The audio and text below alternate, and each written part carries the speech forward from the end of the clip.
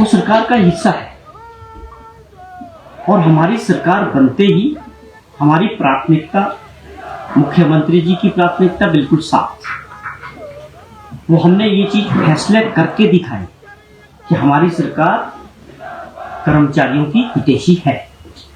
और जो कमिटमेंट थी, अगर हमने सबसे पहला फैसला कैबिनेट में किया ओल्ड पेंशन स्कीम को लागू करके ओपीएस, जो आप समझे कि पूरे देश के अंदर संभव नहीं था, वो सबसे बड़ा कदम हमारी सरकार ने, मुख्यमंत्री जी ने उठाया, और जिससे 1,36,000 सरकारी कर्मचारियों को फायदा। और उस वक्त जो मीटिंग्स का दौर था, उस वक्त इनकी कमिटमेंट भी थी कि हमें ये 5 साल लगातार पिछली सरकार में जो है प्रदर्शन करते रहे। पिछली सरकार किसी ने इनकी बात को गंभीरता से नहीं लिया, न सुना।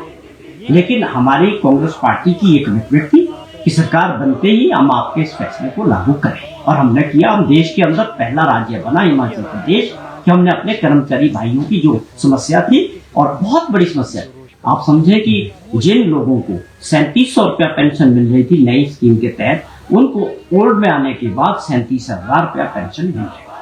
ये फैक्ट है, ये लागू हो चुकी है। इसका लाभ लाखों कर्मचारियों को, इन्हीं भाइयों को मिल रहा है। तो हमारी जो आर्थिक स्थिति है, जहां तक डीए का सवाल है या इनके एरियर्स का सवाल है, उसकी लायबिलिटी हमने बार बार मीडिया के जरिए भी और श्वेत पत्र जारी किया विधानसभा में भी, कि कितनी पिछली सरकार हमारी लायबिलिटी छोड़ के गई। जहां तक आप बोझ का बात करें, वो 75,000 करोड़ रुपए का बोझ अलग है, लॉन्स अलग हैं।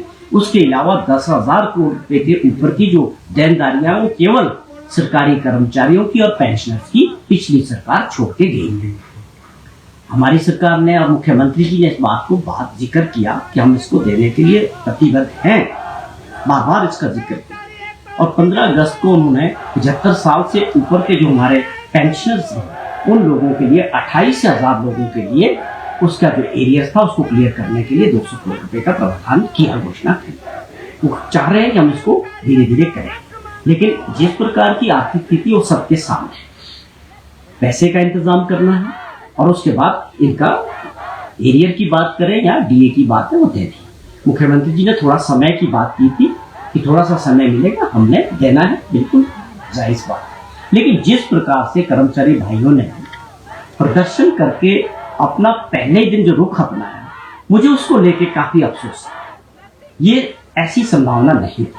खास तौर पे आपको मांग रखने का अधिकार था, लेकिन उस मांग के जरिए आप सरकार के खिलाफ एलिगेशंस पे आ गए, हर तरह से सरकार के क्रिटिसिज्म में आ गए।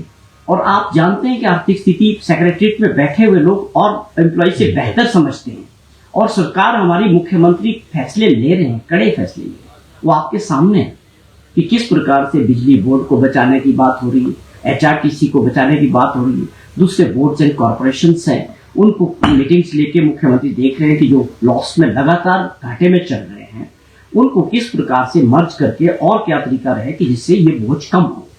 तो ये हमारी सरकार कर्मचारी हितैषी है, वो तो स्वाभाविक है।